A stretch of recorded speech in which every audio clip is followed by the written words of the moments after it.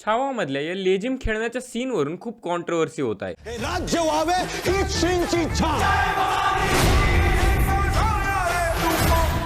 तर या लेझिम बद्दल थोडीशी माहिती आपण जाणून घेऊयात. वेलकम टू इनक्रेडिबल महाराष्ट्र, जिथे आपण महाराष्ट्र बद्दलच्या इनक्रेडिबल गोष्टींना डिस्कस करतो. तर मित्रांनो, लेझिम ही आपल्या महाराष्ट्राची शान आहे. लाकडी दांडा आणि त्या दांड्याला लोखंडी साखळीने जोडलेल्या लहान लहान चकत्या आणि साखळीला धरण्यासाठी मध्यभागी एक लाकडी मूठ. अशी लेझिम तुम्ही आयुष्यात कधी ना कधी खेळलीच असाल. लेझिम हा खास महाराष्ट्रीय खेळ असून पेशवाईच्या पूर्व काळापासून तो महाराष्ट्रात रूढ आहे. नाना फडणवीस यांच्या चरित्रात सवाई माधवराव खेळत असलेल्या खेळांमध्ये लेझिमचा उल्लेख आढळतो. 1938 साली प्रसिद्ध झालेल्या व्यायाम ज्ञान कोशात लेझिम विषयी माहिती आढळते. त्यामध्ये त्याचा जड लेझिम असा उल्लेख आहे. पूर्वीच्या लेझिम या वजनाने जड होत्या आणि काळानुसार त्यात बदल होऊन आत्ताच्या लेझिम अत्यंत हलक्या वजनाच्या झाल्या आहेत. जुन्या काळात धनुष्य बाणाचा उपयोग लढाईसाठी होत असे. त्यावेळी धनुष्याने बाण लांब पल्ल्यावर मारता यावा म्हणून जाड काम असलेले धनुष्य वापरीत असत. असेच धनुष्य वाकवता यावे म्हणून आपल्या हातांच्या स्नायूला एक विशेष रीतीने तयार करण्याची गरज भासत होती. त्यामुळे तशा प्रकारची शक्ती आपल्या हातात यावी म्हणून कदाचित लेझिम खेळली जात असावी. गुढीपाडवा, गणेशोत्सव सारख्या बऱ्याच वेळी पुण्यात लेझिम खेळ खेळला जातो. यासोबतच स्वागत मिरवणुका, देवस्थानांच्या पालख्या